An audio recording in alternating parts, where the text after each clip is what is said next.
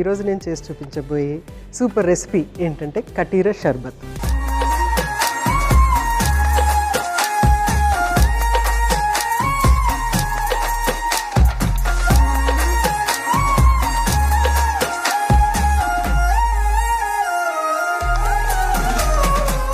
కటీరా షర్బత్కి కావాల్సిన పదార్థాలు ఏంటో ఒకసారి చూసేద్దాం. నానబెట్టిన గోంద కటీరా, పటిక బెల్లం, సోమ్, యాలకులు, బాదం పప్పు, గసగసాలు, ఎండు గులాబీ రేకులు. సో అన్నీ రెడీగా ఉన్నాయి. మనము వీటిలన్నిటిని మిక్స్ చేసేసుకుని ఒక జార్లో స్టోర్ చేసుకుని మనకి కావాల్సినప్పుడల్లా కూడా ఈ షర్బత్ చేసుకుంటే సరిపోతుంది. సో ఇక్కడ ముఖ్యంగా మనం తీసుకున్నవి ఏంటంటే ఈ కటీరా అనేది మనకి ఇట్లాగా గోంద కటీరా అనేది ఇది ఎండిపోయినటువంటి గమ్ అన్నమాట. ఇలా దొరుకుతుంది మనకి, గమ్ ఫామ్లో దొరుకుతుంది. రెండు రకాల గమ్స్ మనకి దొరుకుతూ ఉంటాయి. ఇది మన గమ్ అంటే జిగురు పదార్థం అన్నమాట. సో ఇది మనము ఓవర్ నైట్ నానబెట్టాలి. అంటే ఒక 12 hours కంపల్సరీ నానబెట్టాలి. అది ఓవర్ నైట్ కానీ లేకుంటే పగలు కానీ మనం ఎప్పుడు ఉపయోగించుతాము అనే దాన్ని బట్టి మనం దీన్ని నానబెట్టుకోవాలి. ఇది ముఖ్యంగా మనకి ఏంటంటే సమ్మర్ టైంలో చాలా చాలా యూస్ఫుల్గా ఉంటుంది. నేను ఇక్కడ నానబెట్టిన గోంద కటీరా తీసుకొచ్చాను. చూడండి, ఇది చూడటానికి చాలా ఐస్ లుక్కే చాలా ఐస్ లాగా కనిపిస్తుంది కదా. ఐస్ ఉంటే ఎట్లా ఉంటుంది అలా ఉంటుంది. పట్టుకొని చూస్తే కూడా ఇది చల్లగా ఉన్నట్టు ఉంటుంది. యాక్చువల్గా ఇది చాలా చలువ చేసేటువంటి ఆహార పదార్థం అన్నమాట. ఆహారము అనే కంటే ఆహారానికి అనుబంధమైనటువంటి పదార్థం. సో ఇది ఇంత రావాలి అంటే నేను తీసుకున్నది ఏంటంటే జస్ట్ ఇన్నే తీసుకుని నానబెడితే నాకు ఇంత వచ్చింది. అంటే ఎంత వాటర్ని అది తీసుకుంటుంది అనేది మీరు ఇమాజిన్ చేసుకోవచ్చు అనమాట, ఊహించుకోవచ్చు. జస్ట్ ఈ 3 ముక్కలు చేస్తే కనుక నాకు నానబెడితే 12 hours నానబెడితే ఇంత వచ్చింది అనమాట క్వాంటిటీ.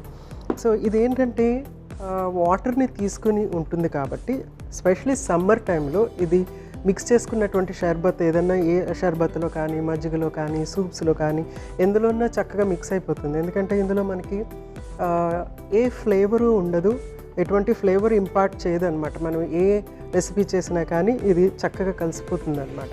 సో కలిసిపోతుంది కాబట్టి ఇది చక్కగా మనకి ఆ వాటర్ని రిటెన్షన్ అనేది ఉంటుంది కాబట్టి తీసుకున్నప్పుడు మనకి సన్ స్ట్రోక్ అట్లాంటివి రాకుండా ఉంటుందన్నమాట, స్పెషలీ సమ్మర్ టైంలో. సో మజ్జిగలో మిక్స్ చేసుకోవచ్చు, లేకుంటే మనము ఇప్పుడు చేయబోయే షర్బత్ రెసిపీ, సో ఆ రెసిపీలాగా కూడా చేసుకుని మనము దీన్ని రెగ్యులర్గా యూస్ చేసుకోవచ్చు. స్పెషలీ సమ్మర్ టైంలో పిల్లలకి పెద్దవాళ్ళకి చాలా యూస్ఫుల్గా ఉంటుంది. ఎందుకంటే ఇప్పుడు ఉన్నటువంటి సమ్మర్స్ ఎట్లా ఉన్నాయంటే కొంచెం ఒక 10 నిమిషాలు బయటకు వెళ్ళొచ్చినా కూడా ఆ సన్ స్ట్రోక్ వచ్చేటట్టుగా ఉంటుంది. ఒక ఎండ తీవ్రత అనేది ఎక్కువగా ఉంటుంది, సడన్గా చల్లగా అయిపోతుంది. తర్వాత మనం కూడా ఏంటంటే ఈ టెంపరేచర్ డిఫరెన్సెస్ అనేవి మనం సడన్గా ఏసీలో ఉంటారు, సడన్గా ఎండలోకి వస్తూ ఉంటారు. ఈ సడన్ చేంజెస్ అనేవి కూడా వెంటనే మనకి సన్ స్ట్రోక్ వచ్చే అవకాశం ఉంటుందన్నమాట. సో అలా సమ్మర్లో ఇలాంటి రెసిపీ చేసుకుంటే బాగుంటుంది. సో ఫస్ట్ ఏం చేద్దామంటే ఇక్కడ ఎండబెట్టిన గులాబీ రేకులు కూడా చాలా ఇంపార్టెన్స్ ఉంది. సో కొంచెం అంతా మంచి ఫ్లేవర్ వస్తుంది అండ్ ఇది కూడా కూలింగ్ ప్రాపర్టీస్ చాలా ఎక్కువగా ఉంటాయి. నెక్స్ట్ ఒక స్పూన్ గసగసాలు, తర్వాత బాదం, తర్వాత ఒక స్పూన్ సోంపు అనేది పర్టికులర్గా ఫ్లేవర్, చక్కటి ఫ్లేవర్ వస్తుంది. నెక్స్ట్ ఏంటంటే 2 యాలకులు ఇందులో యాడ్ చేస్తున్నాను. తర్వాత ఇక్కడ షుగర్ బదులు పటిక బెల్లం యూస్ చేస్తున్నాను. సో మనము ఎంతైతే క్వాంటిటీ మనం ఇక్కడ తీసుకున్నామో ఎగ్జాక్ట్లీ అంతే క్వాంటిటీ పటిక బెల్లం. సో దీన్ని చక్కగా మనము గ్రైండ్ చేసేసుకుని ఒక డబ్బాలో స్టోర్ చేసి పెట్టుకుని అవసరమైనప్పుడల్లా ఈ షర్బత్ రెడీ చేసుకోవచ్చు. సో ఫస్ట్ దీన్ని గ్రైండ్ చేసేద్దాం.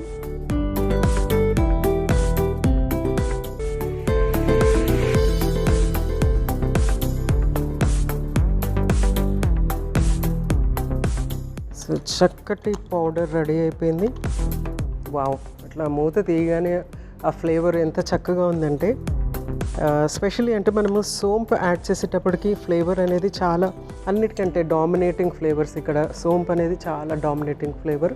దాని తర్వాత యాలకులు ఫ్లేవరు, దాని తర్వాత గులాబీ రేకుల ఫ్లేవరు వస్తుందన్నమాట. ఇవన్నీ కూడా సమ్మర్ టైంలో మనకి చాలా చాలా యూస్ఫుల్గా ఉండేటువంటి ఆహార పదార్థాలు. ఫస్ట్ దీన్ని మనము ఒక బాటిల్లో స్టోర్ చేసుకుందాం.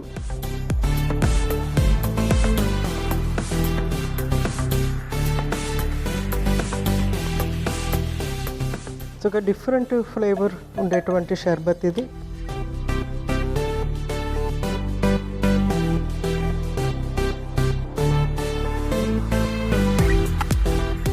సో ఫైనల్గా మనము గ్లాసులో యాడ్ చేసేసుకుందాము.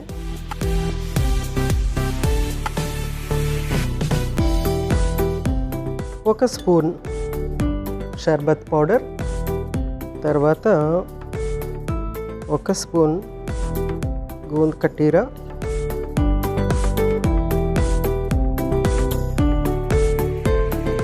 నెక్స్ట్ వాటర్,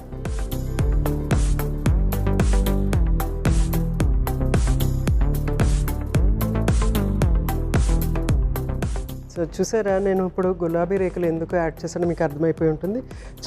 ఒక చక్కటి పింక్ కలర్ వచ్చేసింది కదా. సో దీన్ని చక్కగా మిక్స్ చేసేసుకుందాము.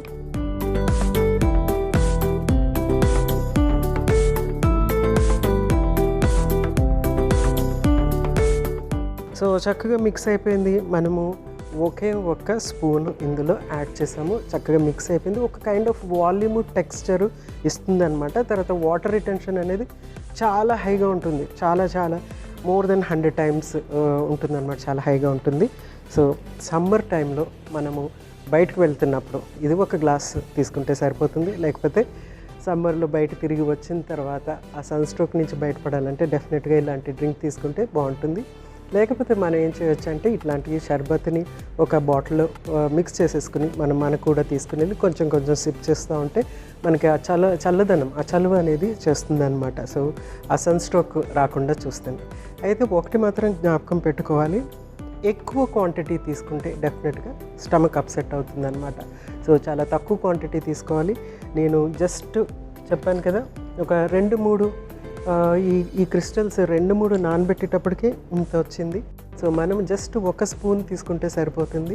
వాటర్ కంటెంట్ హైగా ఉంటుంది. తర్వాత మనకి స్టమక్ అప్సెట్ అవ్వకుండా ఉంటుంది. హైడ్రేషన్ అనేది ఉంటుంది.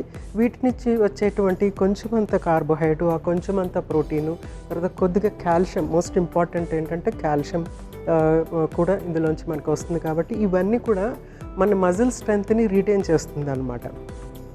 మనకి వడదెబ్బ తగిలినప్పుడు ఏమవుతుంది, మజిల్ వీక్ అయిపోయినట్టు అయిపోతుంది. సో ఈ మజిల్ స్ట్రెంగ్త్ రిటైన్ అవుతుంది. కాబట్టి వీటిని పల్చగా తీసుకుంటే కనుక చాలా ఎఫెక్టివ్గా ఉంటుంది. అతిగా మాత్రం ఎప్పుడూ తీసుకోకూడదు. సో తప్పనిసరిగా ఈ సమ్మర్లో టేక్ కేర్ చేయండి. మజ్జిగ కానీ లేకుంటే ఇతర పానీయాలు కానీ ఎప్పుడూ కూడా వాటిని పల్చగా తీసుకుని ఎక్కువ టైం తీసుకుని అంటే కొంచెం గ్యాప్ ఇచ్చుకుంటూ తీసుకుంటూ ఉంటే కనుక డెఫినెట్గా మనకి సన్ స్ట్రోక్ అనేది రాకుండా ఉంటుంది.